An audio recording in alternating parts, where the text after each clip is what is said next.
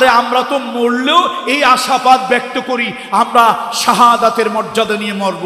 তোমরা মরলে কিসের আশা নিয়ে মরো? তোমরা মরলে তো কুকুর বিড়াল শৃগাল হয়ে মরবে। ঈমান যার নাই, আকীদা যার নাই, আল্লাহর উপরে আস্থা অবিচল বিশ্বাস যার নাই, মুহাম্মদ রাসূলুল্লাহ সাল্লাল্লাহু আলাইহি ওয়াসাল্লামের প্রতি দরদ যার নাই, ওদের মৃত্যু আর কুত্তা শুয়ারের মৃত্যুর মধ্যে কোনো পার্থক্য নাই।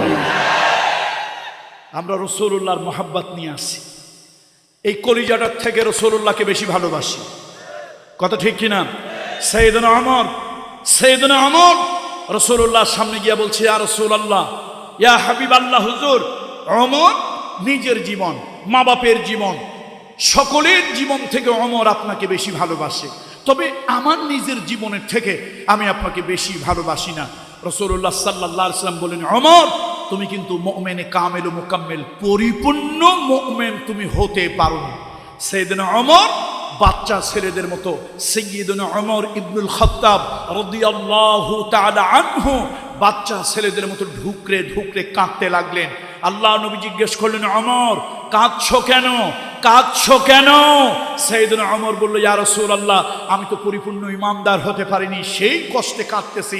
নবীজি শাহাদাত আঙ্গুলি, আল্লাহর হাবিব শাহাদাত আঙ্গুলি তার সিনার উপরে দিয়ে বললেন, ওমর তোমার এই নিজের জীবনটা থেকে আমি নবী মুহাম্মদ রাসূলুল্লাহকে যতক্ষণ পর্যন্ত বেশি ভালো না বাসবে নিজের জীবনের থেকে, ততক্ষণ পর্যন্ত তুমি কামেল পরিপূর্ণ মুমিন হতে পারবে না। সাইয়েদনা ওমর একটা চিৎকার দিলেন, একটা লাফ দিয়ে উঠে গেলেন, ইয়া রাসূলুল্লাহ, এখন এই মুহূর্ত থেকে ওমর নিজের জীবনের থেকেও আপনাকে অধিক পরিমাণে ভালোবাসি।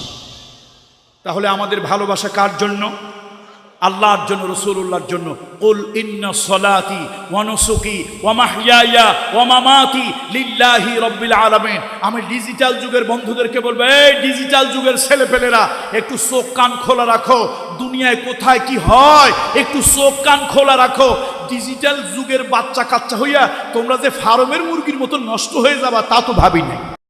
ফার্মের মুরগির মতো না, ডিজিটাল যুগের ছেলেপেলে কারা?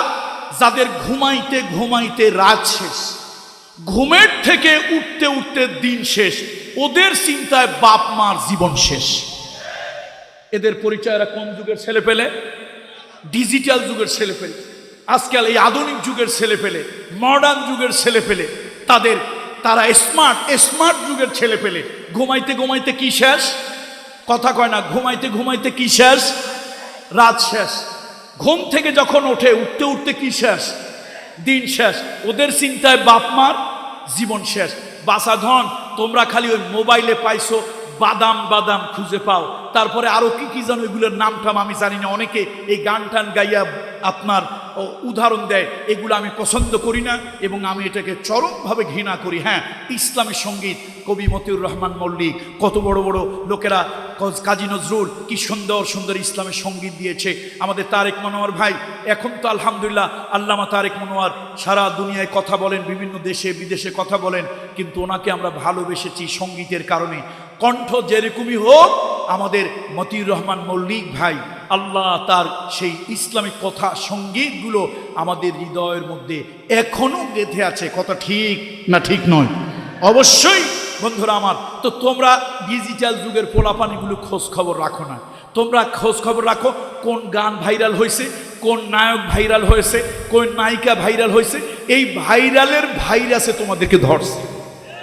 ভাইরালের কিসে তোমাদেরকে ধরছে? ভাইরালের ভাইরাসে তোমাদেরকে ধরছে। সারা রাত টোটো কোম্পানির ম্যানেজার 13 মসজিদের খতিব, মাগার জুমা পায় না এক জায়গায়। এই হচ্ছে অবস্থা। রাত ঘুমাতে ঘুমাতে 2টা, 2:30, 3টা বেজে গেছে।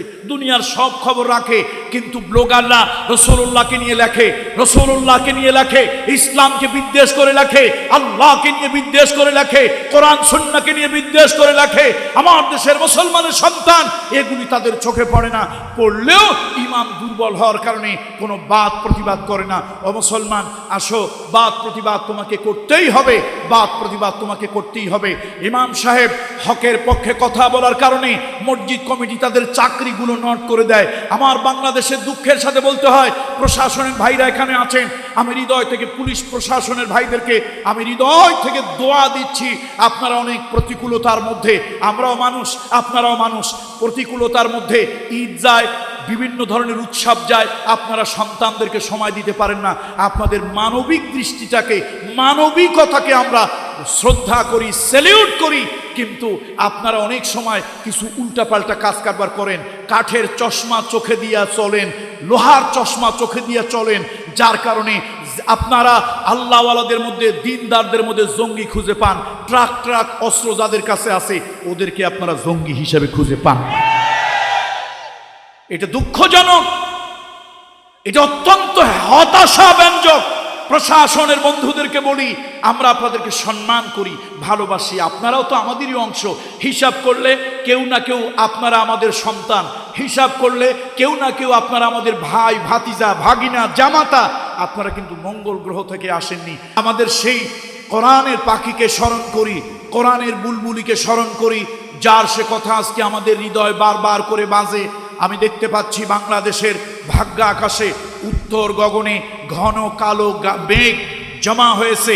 এমন রাত্রি আসবে, এমন অমানিসার ঘোর অন্ধকার আসবে, যার সুবহে সাদিক হওয়ার কোনো সম্ভাবনা নাই।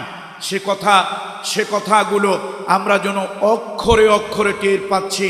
আল্লাহ তাআলা তাকে জান্নাতের উচ্চ মাকাম দান করুন, বলেন আল্লাহুম্মা আমিন। যে কোনো কিছু আমরা দিনের ভিত্তিতে আগাবো। বন্ধুরা আমার ব্যবসা হবে দিনের ভিত্তিতে, আমার বাণিজ্য হবে দিনের ভিত্তিতে, আমার রাজনীতি হবে দিনের ভিত্তিতে, আমার অর্থনীতি হবে দিনের ভিত্তিতে, আমার ক্ষেত খামার হবে দিনের ভিত্তিতে। দিনকে প্রাধান্য দিতে হবে। এমনকি বিবাহ শাদী, এমনকি সাধারণ যে কোনো কাজ আমার দিনকে প্রাধান্য দিয়ে করব। দিন আছে যেখানে আমরা থাকবো সেখানে, দিনের চেতনা যেখানে আমরা থাকবো সেখানে, ইসলামের চেতনা থাকবে যেখানে আমরা থাকবো সেখানে, ইসলাম আছে যেখানে আমরা থাকবো সেখানে। ইসলামকে যারা ভালোবাসে আমরা তাদেরকে ভালোবাসি, ইসলামকে যারা অপছন্দ করে আমরা তাদেরকে অপছন্দ করি, যারা কথায় কথায় ইসলামকে আঘাত করে আমরা হৃদয় থেকে তাদেরকে ঘৃণা করি। মরবো ইসলাম নিয়ে, বাঁচবো কি নিয়ে? জাতির দুর্দিনে জাতিকে বাতি ঘরের মতো আলো প্রদর্শনের জন্য অনেক দিন পর্যন্ত আল্লাহ তাআলা ডক্টর আফামা খালেদ হোসেনকে বাঁচিয়ে রাখুন, বলেন আল্লাহুম্মা আমিন। অন্যান্য সম্মানিত যে সকল উলামা ইকরাম বক্তব্য রেখেছেন এবং রাখবেন, তাদের সকলের প্রতি আমার শ্রদ্ধা এবং দোয়া। আল্লাহ তাআলা তাদের প্রত্যেককেই আল্লাহ তাআলা দীর্ঘ সুস্থ নেক হায়াত দান করুন। সম্মানিত উপস্থিতি, কোরআনুল কারীমের 61 নম্বর সূরা আস-সফ, আমি সেখান থেকে 2-3 টুকরা আয়াতে কারিমা আপনাদের সামনে তেলাওয়াত করেছি। এখান থেকে আমি অল্প কিছু কথা, কোরআনুল কারীম হলো জামিউল মানি, যার বক্তব্য শুরু হয় কিন্তু শেষ করা যায় না। আজকে মূলত আমরা বক্তব্য শুনব আমাদের প্রিয় ভাই, প্রিয় রাহবার, আমাদের মুরব্বী, আমাদের অগ্রজ জনাব আল্লামা তারেক মনোয়ার সাহেব থেকে আমরা বক্তব্য শুনব। আপনারাও শুনবেন, আমরাও সে আশায় তীর্থের কাকের মতো তাকিয়ে আছি। অল্প সময়ের মধ্যে জাতির উদ্দেশ্যে আমার কথা। বন্ধুরা আমার, আপনারা জানেন কোরআনের এক পাখি এই বাংলাদেশে জন্মগ্রহণ করেছিলেন। ক্ষণজন্মা এক মহাপুরুষ, যিনি নানান ধরনের রাজনৈতিক প্রতিহিংসার শিকার হয়ে অত্যন্ত কষ্টে ক্লেশে শাহাদাতের মূল্য নিয়ে তিনি এ দুনিয়া ছেড়ে চলে গিয়েছেন। তার একটি বক্তব্য আমার হৃদয়কে খুব নাড়া দেয়। তিনি তার বক্তব্যে বলেছিলেন, আসলে আল্লাহওয়ালারা অন্তরের দৃষ্টি দিয়ে দেখে। আমরা যেরকম বাহিরের বাহ্যিক চর্মচোখ দিয়ে দেখি, আল্লাহওয়ালারা উপলব্ধি করেন, আল্লাহর ওলিরা উপলব্ধি করেন অন্তর দৃষ্টি দিয়ে। কোরআনের সেই পাখি, কোরআনের সেই বুলবুলি, কোরআনের সেই মুফাসসির আল্লামা দেলওয়ার হোসাইন সাইদি সাহেব বড় আক্ষেপ করে বলেছিলেন, আমি বাংলাদেশের ভাগ্য আকাশে উত্তর গগনে এক ঘন গাঢ় কালো মেঘ অন্ধকার দেখতে পাচ্ছি। এ জাতির উদ্দেশ্যে তিনি বলেছিলেন, যদি আপনারা সজাগ সচেতন না হন তাহলে আমি আশঙ্কা করছি এমন গাঢ় কালো অন্ধকার রাত আসবে, অমানিসার এমন কালো রাত আসবে, যেই কালো রাতের সুবহে সাদিক হওয়ার কোনো সম্ভাবনা নাই। আমরা বলি বাহ্যিক চর্মচোখ দিয়ে কথা বলি, দেখে আল্লাহওয়ালারা অন্তরের দৃষ্টি দিয়ে দেখে কথা বলেন, উপলব্ধি করে কথা বলেন। আমার তো মনে হয় আল্লাহ আমার সেই কথাগুলো আজকে শতভাগ যেন অক্ষরে অক্ষরে জাতির জন্য সত্যিই যেন বাস্তবায়ন হয়েছে। বন্ধুরা আমার, মুসলিম মিল্লাতের অস্তিত্ব বাঁচিয়ে রাখতে পারে, মুসলিম মিল্লাতের অস্তিত্ব বাঁচিয়ে রাখতে পারে দুটি কাজ। একটি হলো মুসলমানদেরকে ঐক্যবদ্ধ হতে হবে, দ্বিতীয় সম্মিলিতভাবে বাতিল তাগুত শক্তির বিরুদ্ধে তাদেরকে লড়তে হবে, কথা বলতে হবে, জিহাদ করতে হবে। রাসূলুল্লাহ সাল্লাল্লাহু আলাইহি ওয়াসাল্লাম বলেছেন, আল জিহাদু মাদি ইলা ইয়াউমিল কিয়ামা, কিয়ামত পর্যন্ত জিহাদ থাকবেই। এই জিহাদের ব্যাপারে অনেক অপব্যাখ্যা হবে, জিহাদের ব্যাপারে অনেক জালিমেরা, ফাসিকেরা, অনেক ধর্মের দুশ্মনেরা, আল্লাহর দুশ্মনেরা, নবীর দুশ্মনেরা জিহাদের ব্যাপারে ভুল ভাল অনেক কিছুই বলবে, কিন্তু আমরা কারো কথায় কর্ণপাত করব না।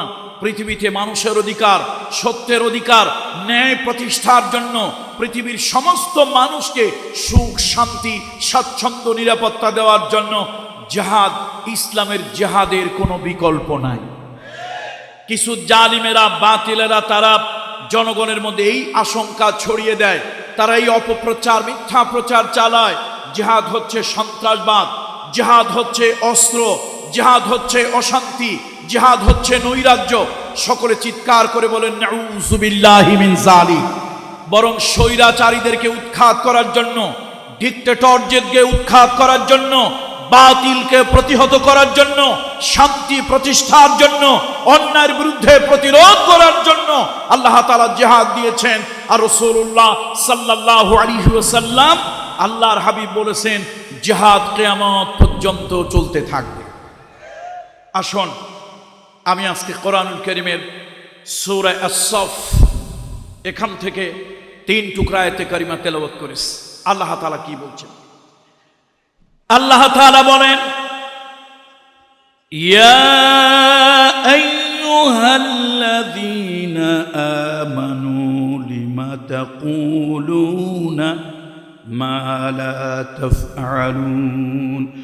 ও ঈমানদারেরা, ও বিশ্বাসীরা, তোমরা যা বলো কেন তোমরা সে কাজ নিজেরা করো না। তোমরা নিজেরা মুখ দিয়ে একটি বলো, কিন্তু ওই কাজটা তোমরা নিজেরা করো না, বাস্তবায়ন করো না। কাবুরা মাকতান ইনদাল্লাহি আন তাকুলু মা লা তাফআলুন। আল্লাহর কাছে এটা অপছন্দনীয়, আল্লাহর কাছে এটা অপছন্দনীয়। তোমরা একটা মুখ দিয়ে বলবে, কিন্তু বাস্তবে ওটা বাস্তবায়ন করবে না। মুখ দিয়া বলবে একটা, কিন্তু করবে আর একটা। মুখ দিয়া দরদ দেখাবে, বাস্তবে উল্টা কাজ করবে। আল্লাহ তাআলা বলেন, এই যে তোমরা বলবে এক, করবে আর এক, এই কাজটা আমি আল্লাহ তাআলা মোটেই পছন্দ করি না।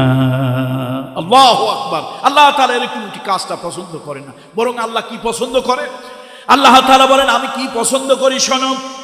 ইন্নাল্লাহা ইউহিব্বুল্লাযীনা ইউকাতিলুনা ফি সাবিলিহি সাফফান কাআন্নাহুম বুনিয়ানুম মারসুস।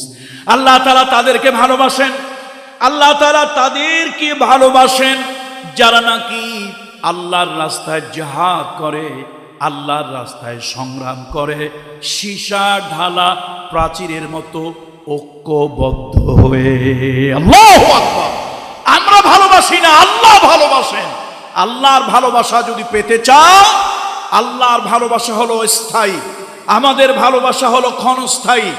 আল্লাহর ভালোবাসা হচ্ছে চিরস্থায়ী, আমাদের ভালোবাসা হচ্ছে ক্ষণস্থায়ী। আল্লাহ তাআলার জাতে পাকের ভালোবাসা দামি, আমাদের ভালোবাসা মূল্যহীন। আমাদের ভালোবাসা ক্ষণিকের, আল্লাহ তাআলার ভালোবাসা জান্নাত পর্যন্ত। সুতরাং সে আল্লাহ তাআলা ভালোবাসেন তাদেরকে যারা নাকি আল্লাহর রাস্তায় সীসা ঢালা প্রাচীরের মতো আল্লাহর রাস্তায় ভালোবাসেন। এই আয়াতগুলোর ব্যাপারে ইবনে কাসির থেকে শুরু করে সকল তাফসীরের মধ্যে একটি উল্লেখযোগ্য অভিমত হলো আব্দুল্লাহ ইবনে সালামা রাদিয়াল্লাহু তাআলা আনহু থেকে যে বর্ণনাটা এসেছে, যে তার থেকে যে বর্ণনাটা সেটা হলো যে একদিন আমরা মসজিদে নববীতে পরস্পর কথা বলতেছিলাম, আলোচনা করতেছিলাম। আরে আমরা যদি জানতে পারতাম কোন কাজটা আল্লাহ তাআলা ভালোবাসেন, আল্লাহ কোন কাজটা পছন্দ করেন, সেই কাজটা আমরা করতাম। নিজেরা বলা বলি করতেছি যে ভাই তুমি কি জানো সব থেকে আল্লাহ তাআলা কোন কাজটা ভালোবাসেন? তুমি কি বলতে পারো আল্লাহ তাআলা সব থেকে কোন কাজটাকে পছন্দ করেন? পরস্পর এইভাবে নিজেরা বলা বলি করছিল। এই কথা শুনে রাসূলুল্লাহ সাল্লাল্লাহু আলাইহি ওয়াসাল্লামের কাছে রূহুল আমিন জিবরাইল এলো। ইয়া রাসূলুল্লাহ, মসজিদে নববীতে কিছু সাহাবীরা, কিছু লোকেরা তারা বলা বলি করতেছে আল্লাহ তাআলা কোন কাজ ভালোবাসেন। যদি তারা জানতে পারতেন ওই কাজটা তারা করতেন, ওই কাজটায় তারা আগ্রহী হতেন, জীবন প্রাণ দিয়ে তারা ওই কাজটা করতেন। হুজুর, আল্লাহ তাআলা আরশ আজিম থেকে আমার কাছে ওহী পাঠিয়েছেন। এই ওহী, ইন্নাল্লাহা ইউহিব্বুল্লাযীনা ইউকাতিলুনা ফী সাবিলিহি সাফফান কাআন্নাহুম বুনয়ানুম মারসুস। সীসা ঢালা প্রাচীরের মতো সংঘবদ্ধ হয়ে, ঐক্যবদ্ধ হয়ে আল্লাহর দ্বীনের জন্য যারা জিহাদ করে, আল্লাহর দ্বীনের জন্য যারা সংগ্রাম করে, সত্য প্রতিষ্ঠার জন্য যারা আন্দোলন করে, বাতিলকে উৎখাতের জন্য যারা চেষ্টা করে, সমস্ত মুসলমান এক দেহ এক প্রাণ, কাজাসাদিন ওয়াহিদিন, এক দেহ এক প্রাণ হয়ে যারা নাকি আপনার বাতিল আর তাগুতের বিরুদ্ধে, জালিমের বিরুদ্ধে প্রতিরোধ করে তোলে, আল্লাহ তাআলা তাদেরকে বড় ভালোবাসেন। তোমরা আল্লাহ কোন কাজ ভালোবাসে তোমরা জানতে চেয়েছো এবং সেই কাজ তোমরা করতে চেয়েছো। শোনো, আল্লাহ তাআলা এইমাত্র আমার কাছে ওহী পাঠালেন। রাসূলুল্লাহ সাল্লাল্লাহু আলাইহি ওয়াসাল্লাম ওই সাহাবীদের উদ্দেশ্য করে বললেন, এইমাত্র আল্লাহ তাআলা আমার কাছে ওহী পাঠালেন, আল্লাহ তাআলা তাদেরকে ভালোবাসেন, তাদেরকে আল্লাহ তাআলা ভালোবাসেন যারা নাকি আল্লাহর দ্বীনের জন্য এরকম সংগ্রাম করে। শুধু তাই নয়, কোরআনুল কারীমের ভিতরে আল্লাহ তাআলা বলেন, ওয়ামা লাকুম লা তুকাতিলুনা ফী সাবিলিহি ওয়ামা লাকুম লা তুকাতিলুনা ফী সাবিলিল্লাহি আল মুস্তাদআফিনা من الرجال والنساء والولدان الذين يقولون ربنا أخرجنا من هذه القرية الظالم أهلها واجعل لنا من لدنك وليا واجعل لنا من لدنك نصيرا الذين آمنوا يقاتلون في سبيل الله والذين كفروا يقاتلون في سبيل الطاغوت فقاتلوا أولياء الشيطان إن كيد الشيطان كان ضعيفا আল্লাহ তাআলা বলেন, ও মুসলমানেরা তোমাদের কি হলো? ওই সকল নির্যাতিত মানুষের জন্য, নিগৃহীত মানুষের জন্য, ওই সকল মাজলুম জনপদের মানুষের জন্য কেন তোমরা লড়াই করো না, সংগ্রাম করো না, আন্দোলন করো না?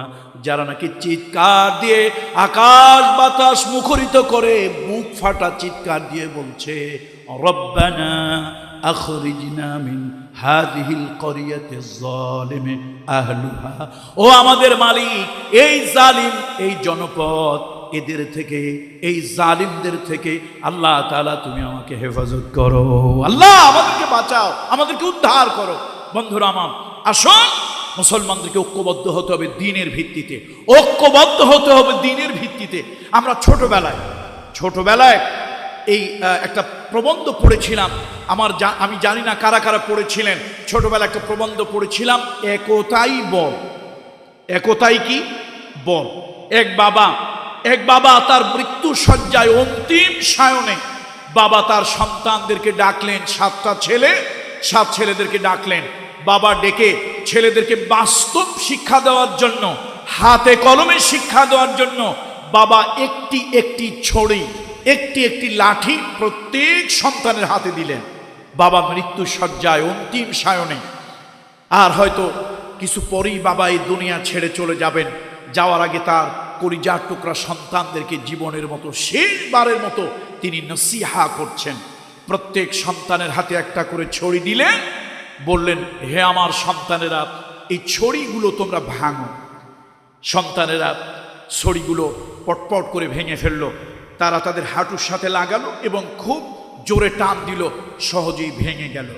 এবার পিতা 7টা ছড়ি এক জায়গায় জমা করে এবার প্রত্যেক পুত্রের হাতে এক এক করে দিতে লাগলেন আর বললেন, বাবা চেষ্টা করে এটা ভাঙার জন্য। ছেলেরা হাজার চেষ্টা করলো, প্রত্যেক ছেলে চেষ্টা করলো, গলদঘর্ম হলো, শরীরের ঘাম বের হয়ে গেল, কিন্তু কেউ এই 7টা ছড়ি একসাথে ভাঙতে সক্ষম হলো না। পিতা তার মৃত্যুর পূর্বে সন্তানদেরকে অন্তিম শিক্ষা, হাতে কলমে শিক্ষা দিয়ে গেলেন, বাবা তোমরা যদি ঐক্যবদ্ধ হয়ে থাকো, কোনো শত্রু তোমাদেরকে নির্মূল করতে পারবে না, ভেঙে ফেলতে পারবে না। কিন্তু তোমরা যদি নানান ভাগে বিভক্ত হয়ে পড়ো, তোমরা যদি যার যার আলাদা হয়ে যাও, পৃথক হয়ে যাও, তাহলে কিন্তু শত্রুরা তোমাদেরকে এরকম ভেঙে ফেলবে। আপনারা আমার পূর্বে যিনি অত্যন্ত উচ্চমানের একজন আলেম, গবেষক, লেখক, হযরত মাওলানা ডক্টর আফামা খালিদ হোসেন, তার বক্তব্যে আমি অনেক জায়গায় দেখেছি, অনেক জায়গায় তার এই বক্তব্যটা আমি দেখেছি। তিনি এই উম্মতের ঐক্যের ব্যাপারে অন্তত 2টা কথা হলেও তিনি বলবেন। আমার তো মনে হয় উনি এমন কোনো বক্তব্য নাই যেই বক্তব্যে এই জাতিকে অন্তত ঐক্যের ব্যাপারে 2টা হলেও বাণী উনি বলেন না। আলহামদুলিল্লাহ, আমার তো মনে হয় আমরা সকলে ওনাকে এই দৃষ্টিকোণ থেকে ওনাকে আমরা পথিকৃত মনে করতে পারি। আসুন আমরা সকলেই ঐক্যের কথা বলবো। সে ঐক্য হবে দ্বীনের ভিত্তিতে, সে ঐক্য হবে কোরআন এবং সুন্নাহর ভিত্তিতে, সে ঐক্য হবে ঈমান আকীদার ভিত্তিতে। আমরা ঐক্যবদ্ধ হব এবং ঐক্যবদ্ধ হয়ে ওই বাবার নসিহাতের মতো রাহমাতুল লিল আলামিন মুহাম্মদ রাসূলুল্লাহ সাল্লাল্লাহু আলাইহি ওয়াসাল্লাম, আমাদের তিনি ঈমানি পিতা, রূহানি পিতা মুহাম্মদ রাসূলুল্লাহ সাল্লাল্লাহু আলাইহি ওয়াসাল্লাম দুনিয়া ছেড়ে চলে গিয়েছেন, এ পৃথিবীতে আর কোনোদিন আসবেন না। রাসূলুল্লাহ সাল্লাল্লাহু আলাইহি ওয়াসাল্লাম তার উম্মতকে জিহাদের ব্যাপারে উদ্বুদ্ধ করেছেন। দেখুন, দোয়া দিয়ে, বুজুর্গি দিয়ে, সব যদি তাসবিহ দিয়ে হয়ে যেত, মুহাম্মদ রাসূলুল্লাহ সাল্লাল্লাহু আলাইহি ওয়াসাল্লাম তার মতো উন্নত চরিত্রের, তার মতো শ্রেষ্ঠ চরিত্রের, তার মতো মহামানব, তার মতো ইমামুল আম্বিয়া, তার মতো সৈয়দুল আম্বিয়া, তার মতো আশরাফুল আম্বিয়া, তার মতো একজন মহামানব, তাকে ময়দানে নেমে যুদ্ধ করতে হতো না, দান মোবারক শহীদ করতে হতো না, রক্ত ঝরাতে হতো না। ভাইরা, আজকে আমাদেরকে অনেকেই এই সবক দেন, হুজুর আপনারা ভালো মানুষ, আপনারা মসজিদ নিয়ে থাকেন, আপনারা ভালো মানুষ মক্তব নিয়ে থাকেন, হুজুর আপনারা ভালো মানুষ মেম্বার নিয়ে থাকেন, আপনারা দেশ দুনিয়ার কথা, পৃথিবীর কথা তো কেন বলবেন? ভাই, দুনিয়া যদি খারাপ হয় তাহলে আমার মসজিদের মেম্বারও তার প্রভাব এসে পড়বে। সুতরাং কোরআনুল কারীমের সূরা আস-সফ, আমি সেই সূরা আস-সফ এই অনুযায়ী আমি আজকে বাঁশখালী ভাইদেরকে এই ঐতিহাসিক মাহফিলে এই আহ্বান রাখবো, আসুন ভেদাভেদ ভুলে যাই, আসুন বৈরিতা ভুলে যাই, আসুন সব কিছুকে দ্বীনের ক্ষেত্রে প্রাধান্য দেই। আমার দেশের বাতিল শক্তিগুলি বিভিন্ন চেতনার নামে যদি তারা কাজ করতে পারে, ও মুসলমান, তাহলে ঈমানের চেতনা, আখিরাতের চেতনা, আল্লাহর চেতনা, ইসলামের চেতনা, পয়গম্বরের চেতনায় আমরা কি ঐক্যবদ্ধ হতে পারি না পারি না? কারা কারা পারি একটু হাত তুলে দেখায়। লিল্লাহে তাকবীর, লিল্লাহে তাকবীর। আমরা ঐক্যবদ্ধ হতে চাই আমাদের ঈমানি চিন্তা চেতনায়, আমরা ঐক্যবদ্ধ হতে চাই আখিরাতের চিন্তা চেতনায়, আমরা ঐক্যবদ্ধ হতে চাই মুহাম্মদ রাসূলুল্লাহ সাল্লাল্লাহু আলাইহি ওয়াসাল্লাম আল্লাহর হাবিবের রেখে যাওয়া আদর্শের চিন্তা চেতনায় আমরা ঐক্যবদ্ধ হতে চাই। কত ঠিক কিনা বলুন? ভাইরা, আমরা এক না হওয়ার কারণে আমরা এক না হওয়ার কারণে আজকে আমরা ব্যাঙের প্রস্রাবে পাছাড় খাই। কথা ঠিক কিনা? চিটাগঙ্গের লোকেরা কি বলে, ওই যে স্লিপ খাইয়া যে পড়ে, হ্যাঁ, আষাঢ় খাওয়া, সচ্ছড়া, আচ্ছা সচ্ছড়াই হোক আর আষাঢ়ই হোক, বুঝলেই হয়েছে। আমি যেটা বোঝাতে চাই, অর্থাৎ কিছু পাবলিক আছে, ব্যাঙ ছোট্ট এক ক্ষুদ্র প্রাণী, তার প্রস্রাবে পাছাড় খায়, এরকম অনেক লোক আমার সমাজে আছে। ভাই, ইমানদার এরকম ভয় পায় না। মুহাম্মদ রাসূলুল্লাহ সাল্লাল্লাহু আলাইহি ওয়াসাল্লাম, আল্লাহর হাবিব সাহস দেখিয়েছেন। একবার মদিনায় একটা প্রচন্ড আওয়াজ হলো, সকলে যার যার ভয়ে ঘরের মধ্যে ঢুকে গেল এবং অনেকেরই রক্ত যেন হিমশীতল হয়ে যাচ্ছিল। রহমাতুল্লিল আলামিন নবিয়ুনা সাইয়্যিদুনা মুহাম্মদ রাসূলুল্লাহ সাল্লাল্লাহু আলাইহি ওয়াসাল্লাম বললেন, এই আমাকে একটা ঘোড়া দাও। রাসূলুল্লাহ সাল্লাল্লাহু আলাইহি ওয়াসাল্লাম দ্রুতগামী একটা ঘোড়ার পিঠে আরোহণ করলেন। আল্লাহর হাবিব তরবারি নিলেন। এবার তিনি ড্রেস পরে, পোশাক পরে দ্রুতগামী ঘোড়ার উপরে তিনি চড়লেন। আল্লাহর হাবিব অত্যন্ত সংক্ষিপ্ত সময়ে মদিনা একটা চক্কর দিয়ে এলেন।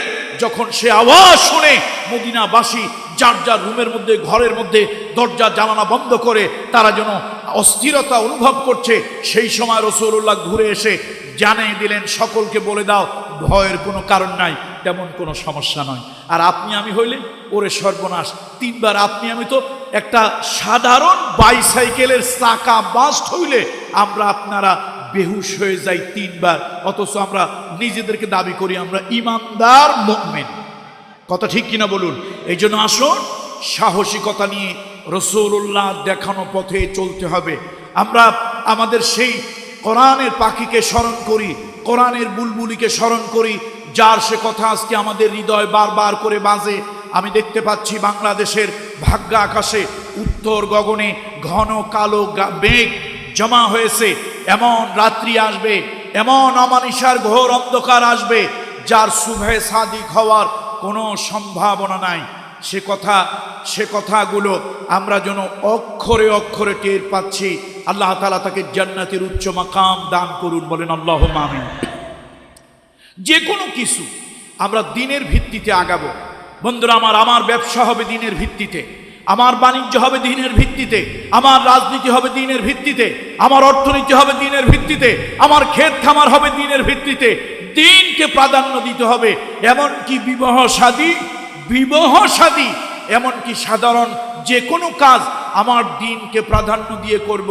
দিন আছে যেখানে আমরা থাকবো সেখানে, দিনের চেতনা যেখানে আমরা থাকবো সেখানে, ইসলামের চেতনা থাকবে যেখানে আমরা থাকবো সেখানে, ইসলাম আছে যেখানে আমরা থাকবো সেখানে। ইসলামকে যারা ভালোবাসে আমরা তাদেরকে ভালোবাসি, ইসলামকে যারা অপছন্দ করে আমরা তাদেরকে অপছন্দ করি, যারা কথায় কথায় ইসলামকে আঘাত করে আমরা হৃদয় থেকে তাদেরকে ঘৃণা করি। মরবো ইসলাম নিয়ে, বাঁচবো কি নিয়ে? ইসলাম নিয়ে বাঁচবো।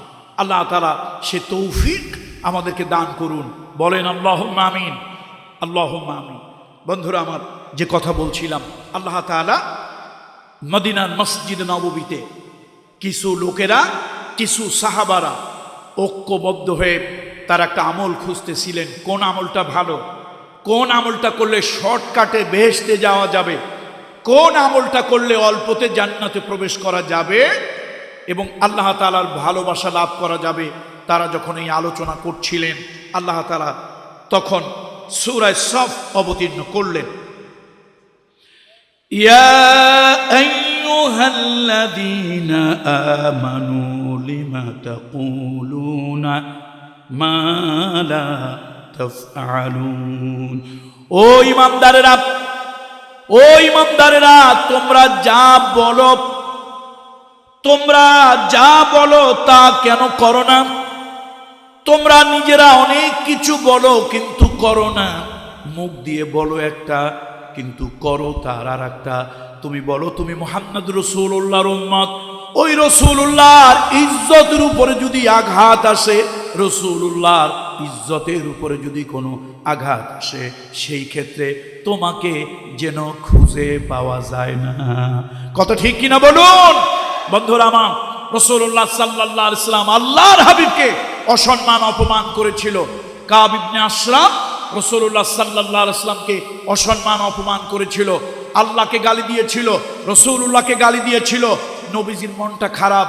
নবীজি বললেন মানলে বেকাব ইবনে আশরাফিন ফাইন্নাহু ক্বাদ আদাল্লাহা ওয়া রাসূলুহু।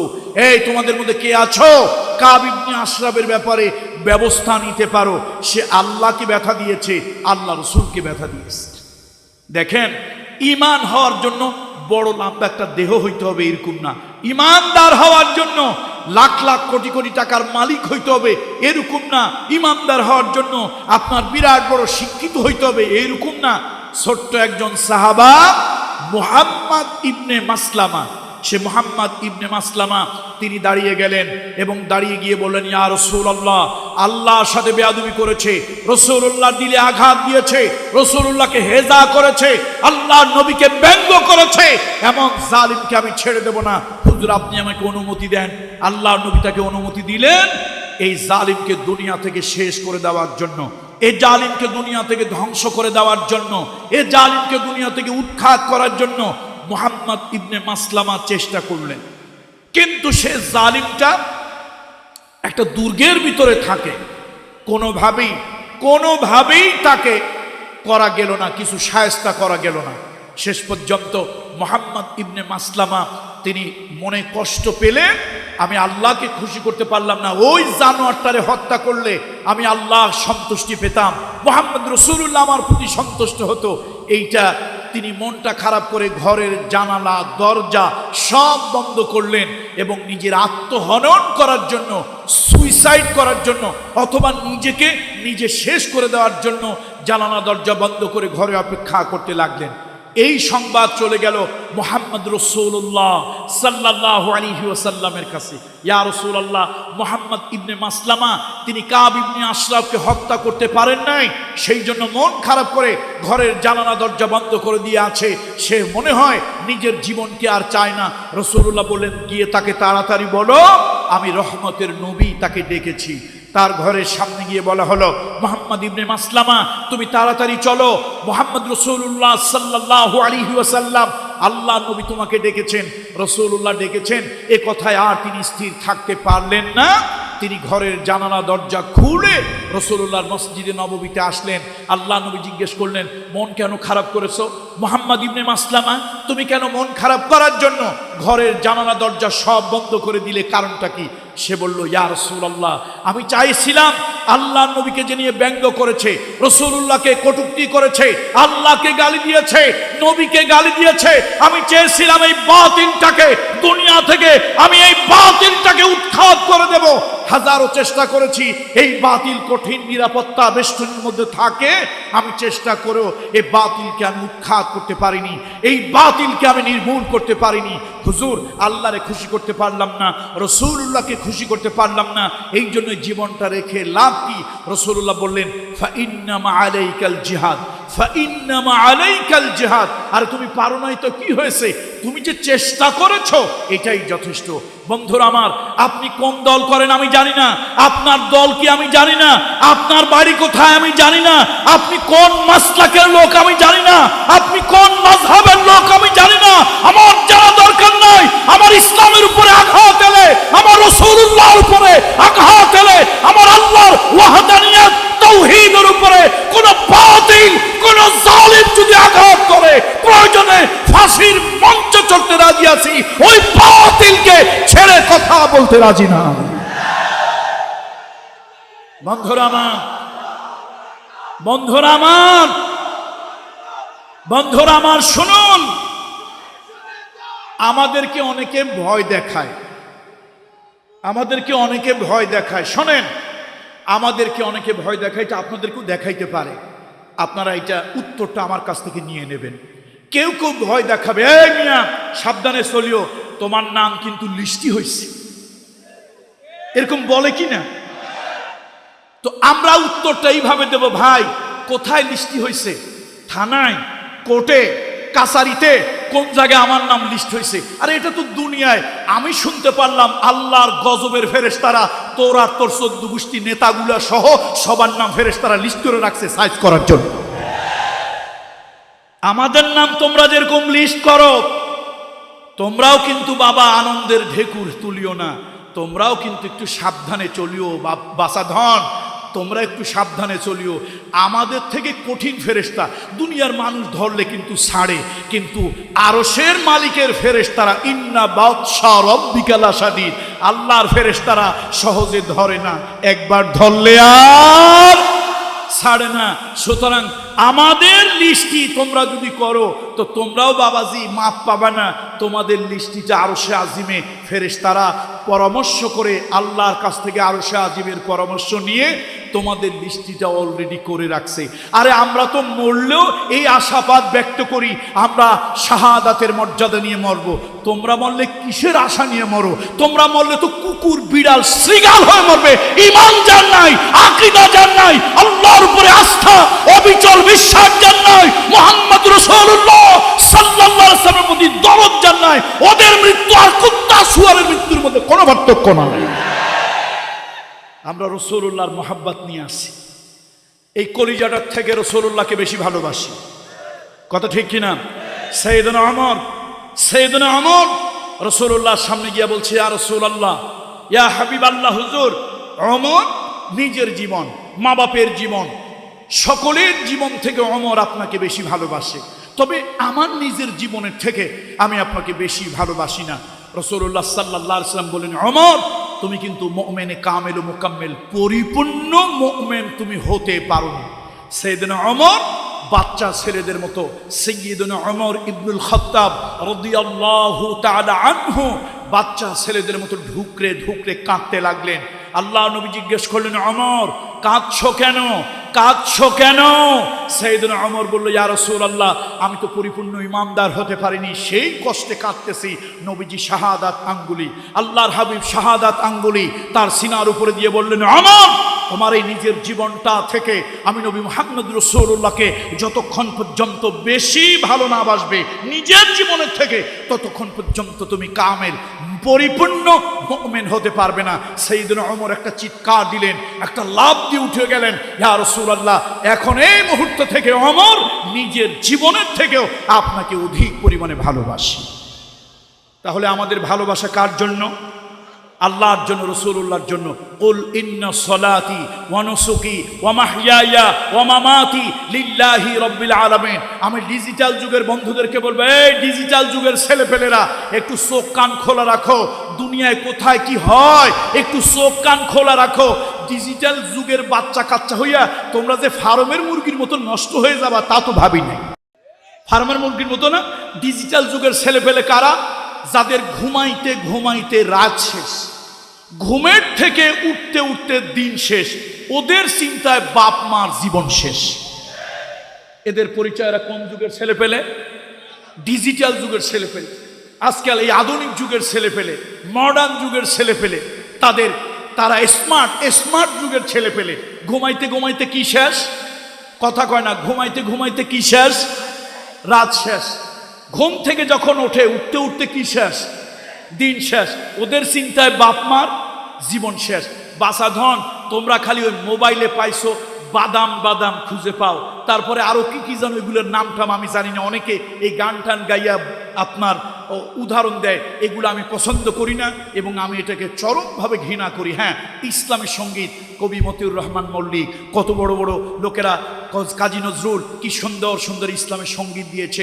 আমাদের তারেক মনোয়ার ভাই, এখন তো আলহামদুলিল্লাহ আল্লামা তারেক মনোয়ার সারা দুনিয়ায় কথা বলেন, বিভিন্ন দেশে বিদেশে কথা বলেন, কিন্তু ওনাকে আমরা ভালোবেসেছি সঙ্গীতের কারণে।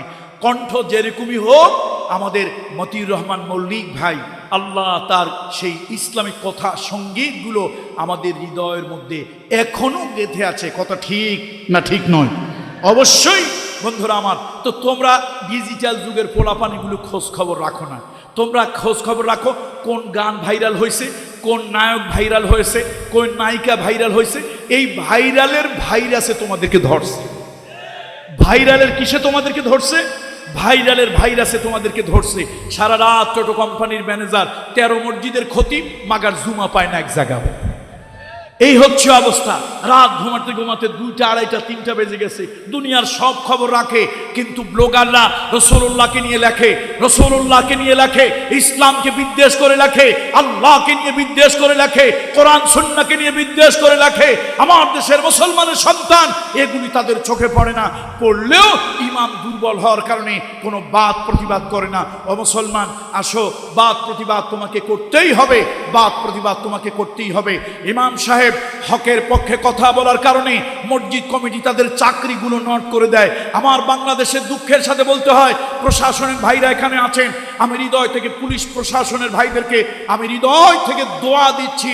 আপনারা অনেক প্রতিকূলতার মধ্যে, আমরাও মানুষ, আপনারাও মানুষ, প্রতিকূলতার মধ্যে ঈদ যায়, বিভিন্ন ধরনের উৎসব যায়, আপনারা সন্তানদেরকে সময় দিতে পারেন না। আপনাদের মানবিক দৃষ্টিটাকে, মানবিকতাকে আমরা শ্রদ্ধা করি, স্যালিউট করি, কিন্তু আপনারা অনেক সময় কিছু উল্টাপাল্টা কাজ কারবার করেন। কাঠের চশমা চোখে দিয়া চলেন, লোহার চশমা চোখে দিয়া চলেন, যার কারণে আপনারা আল্লাহওয়ালাদের মধ্যে, দিনদারদের মধ্যে জঙ্গি খুঁজে পান। ট্রাক ট্রাক অস্ত্র যাদের কাছে আছে ওদেরকে আপনারা জঙ্গি হিসাবে খুঁজে পান। এটা দুঃখজনক, এটা অত্যন্ত হতাশাব্যঞ্জক। প্রশাসনের বন্ধুদেরকে বলি, আমরা আপনাদেরকে সম্মান করি, ভালোবাসি, আপনারাও তো আমাদেরই অংশ।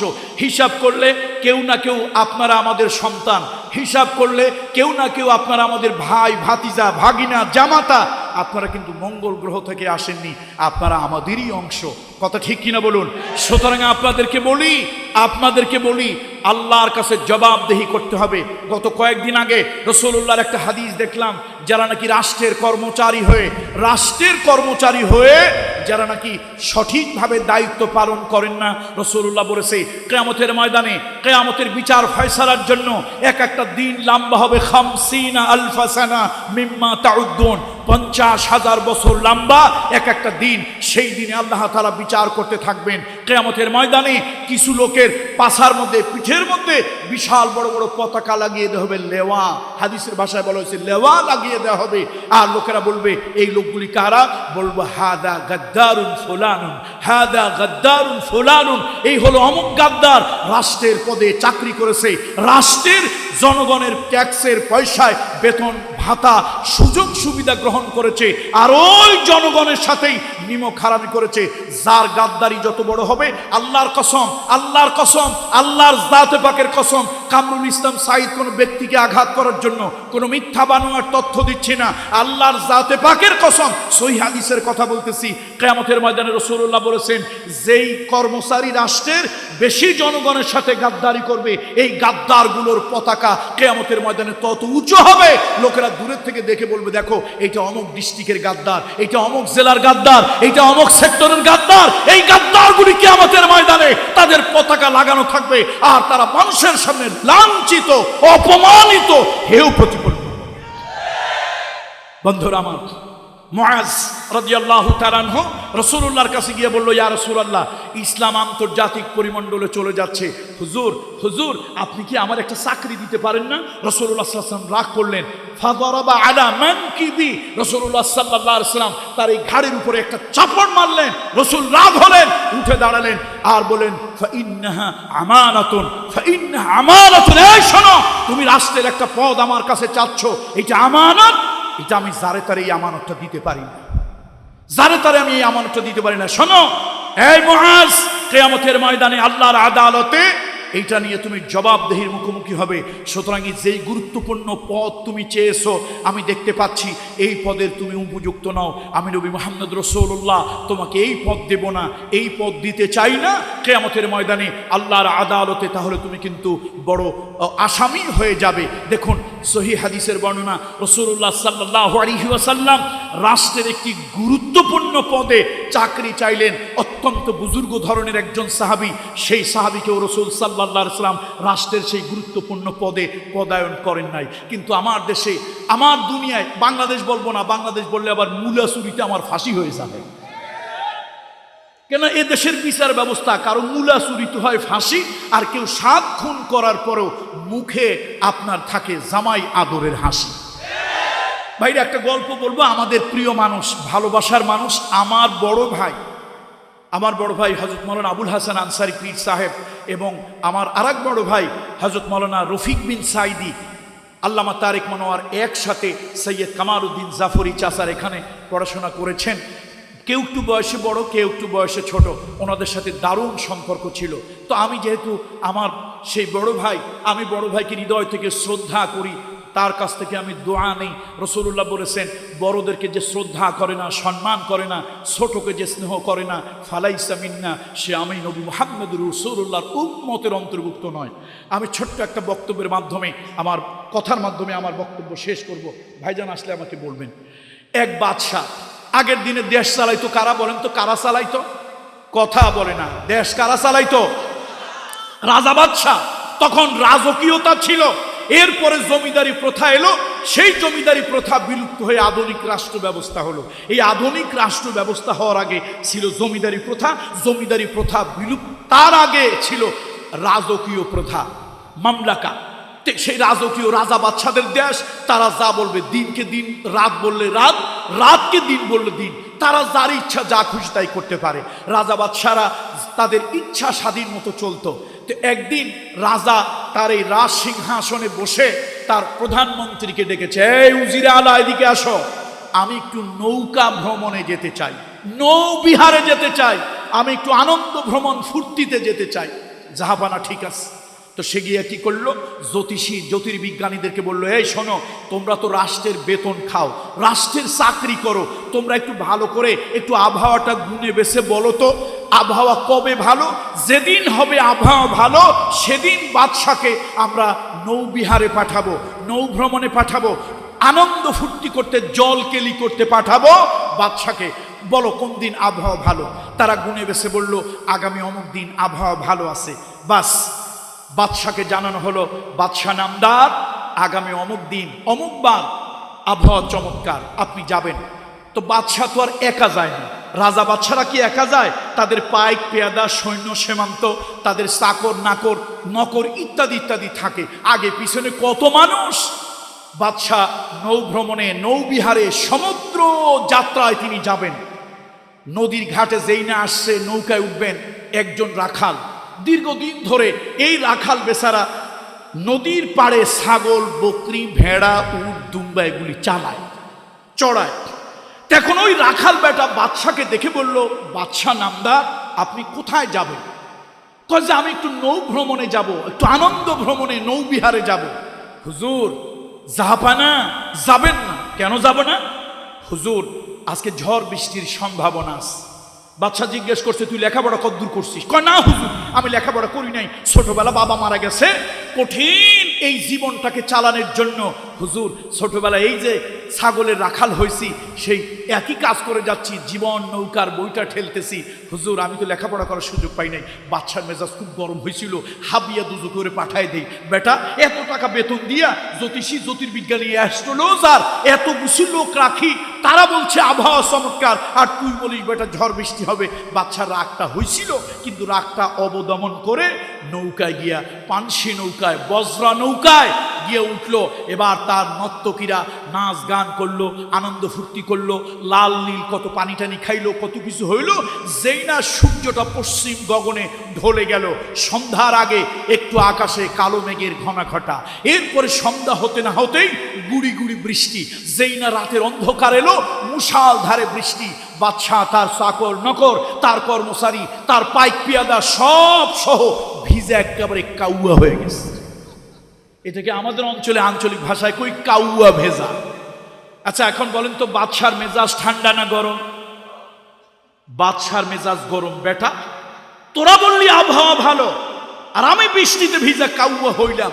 যা হোক, বাদশা রাগ সম্বরণ করে, মেজাজ সম্বরণ করে, এরপরে বাদশা কোথায় এলো? বাদশা আস্তে আস্তে তার রাজবাড়িতে এলো।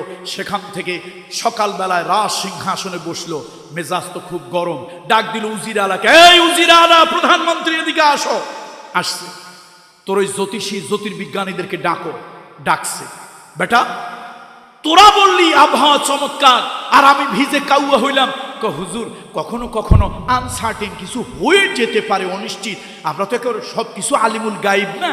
তোদের কথা সঠিক হলো না, কিন্তু ওই রাখালের কথা তো সঠিক হইল। রাখাল কি বলছিল? জাহাপানা, যাবেন না, ঝড় বৃষ্টির পূর্বাভাস। এই রাখালকে ধরে নিয়ে আসো। বাদশাহ হুকুম দেওয়ার সাথে সাথে গোয়েন্দা ডিপার্টমেন্ট তাকে স্যাং দোলা করে ধরে নিয়ে আসছে। বাদশাহ রাগ করে বলল, এত টাকা বেতন দিয়ে অফিসারদেরকে চাকরি দেব না, আমার আজ থেকে তুই হবি অফিসার। স্যার এটা করবেন না স্যার। কেন? কয় যে আমি তো লেখাপড়া জানি না, সই স্বাক্ষর করতে জানি না, ক লিখতে জানি না, সর্বনাশ হয়ে যাবে। কয় তাহলে তোর কথা সঠিক হইল, ওদের কথা বেঠিক হইল। কয় হুজুর এইটা তো আমি বলি নাই, বলছে আমার ছাগলে। কে বলছে? আরে আজীব ব্যাপার, তোর ছাগলে কেমনে বললো? কয় হুজুর আমি তো সেই ছোটবেলা থেকে দীর্ঘদিন ধরে নদীর ঘাটে ছাগল চড়াই, মাঠে ঘাটে ছাগল চড়াই। যদি প্রকৃতিতে কোনো দুর্যোগ আসে, প্রকৃতিতে যদি কোনো দুর্যোগ আসে, তো আমি দেখি আমার ছাগলগুলি খালি ভ্যাঁ ভ্যাঁ করে ডাকে আর ঘন ঘন মোতে।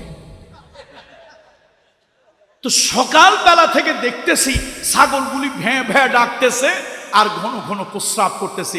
আমি বুঝলাম আজকে দুর্যোগ হওয়ার সম্ভাবনা আছে, তাই আপনারে বলছিলাম। বাদশাকে এইবার আসল শিক্ষিত পাইছি। এই উজির আলা, অন্তত 50টা চেয়ার খালি কর, ওর ওখান থেকে 50টা ছাগল ধরে আনা ওই চেয়ারে বসা, আজ থেকে ওদেরকেই অফিসার বানাইলাম। এই সেদিন থেকে, বলেন কোন দিন থেকে? আর কথা কয় না পাবলিক, বলেন কোন দিন থেকে? এই সেদিন থেকে রাষ্ট্রীয় গুরুত্বপূর্ণ কিছু পদে কিছু ছাগলদেরকে ধরে ধরে পদায়ন করা হয়েছে। ওর ধারাবাহিকতা এখনো দুনিয়ায় আছে। আমরা হক কথা কই না, কইলে পিঠের চামড়া থাকবে না। কথা ঠিক কিনা বলেন? এই জন্য আসুন, সত্যের পক্ষে ভূমিকা নিতে হবে, অন্যায়ের বিপক্ষে ভূমিকা নিতে হবে, বাতিলের বিপক্ষে ভূমিকা নিতে হবে।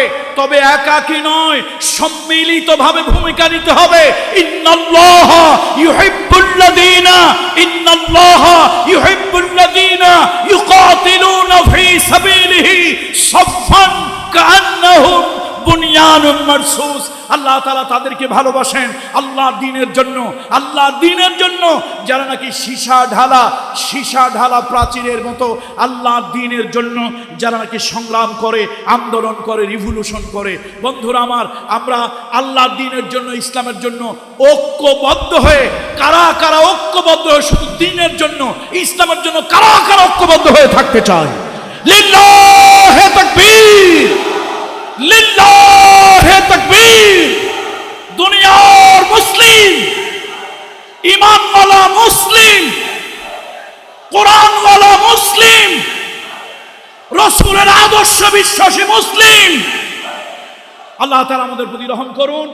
এখন মঞ্চে আগমন করছেন আমার শ্রদ্ধাভাজন বড় ভাই, আমার অগ্রজ হযরত মাওলানা আল্লামা তারেক মনোয়ার সাহেব।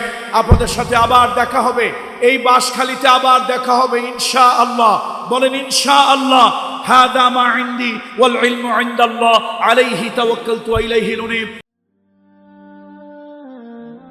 আইয়ুবী মিডিয়া।